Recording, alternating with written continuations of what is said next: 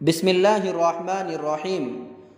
صبر کی ضرورت ہر ایک کو پیش آتی ہے، کیونکہ دنیا میں جو حالات پیش آتے ہیں یا تو انسان کی مرضی کے موافق ہوتے ہیں، اس کو راحت کہتے ہیں، اس میں شکر کرنے کا حکم دیا گیا ہے، اور کبھی کبھار ایسے حالات پیش آتے ہیں جو انسان کی طبیعت کے خلاف ہوتا ہے۔ اس طبیعت کے خلاف کام پر صبر کرنے کا حکم دیا گیا ہے۔ اب صبر کسے کہتے ہیں؟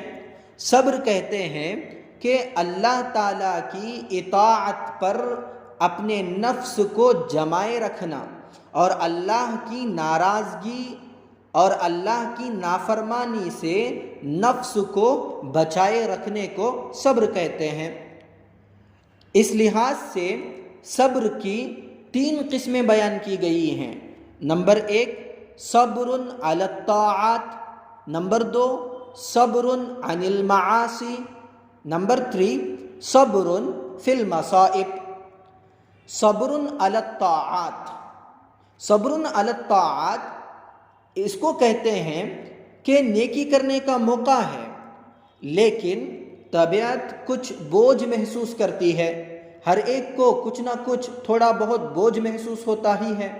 نماز پڑھنے کے لیے اٹھ کر جانا، وضو کرنا، جماعت میں شریک ہونا، کبھی انتظار کرنا پڑتا ہے، چل کر جانا پڑتا ہے، یہ صبر علی الطاعات میں داخل ہوتے ہیں، یعنی نیک کام کرنے کے اندر صبر کرنا، نیکی کے کام کے اندر آنے والے جو مصیبتیں ہوتی ہیں ان مصیبتوں پر صبر کرنا۔ دوسرا صبر عن المعاصی، گناہ کا موقع ہوتا ہے، جی چاہتا ہے گناہ کرنے کو، اس میں اپنے آپ کو قابو میں رکھنا، روک کر رکھنا، اس کو کہتے ہیں صبر عن المعاصی۔ مثال کے طور پر غیبت کا موقع ہے، بدنظری کرنے کا موقع ہے، اپنے آپ کو روکیں، شراب پینے کا موقع ہے، اپنے آپ کو روکیں، زنا کرنے کا موقع ہے، اپنے آپ کو روکیں۔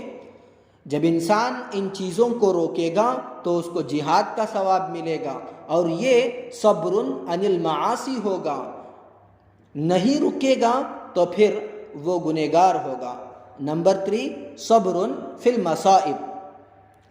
صبر فی المصائب کہتے ہیں مصیبت آئے، ایسی حالت میں آئے جو مرضی کے خلاف ہے، اس میں اپنے آپ کو گناہ سے روک کر رکھنا، مصیبت میں اپنے آپ کو قابو میں رکھنا اور اپنے اختیار سے کوئی ایسا فعل یا ایسا کام نہیں کرنا جو شریعت کے خلاف ہو، اس کو صبر فی المصائب کہتے ہیں۔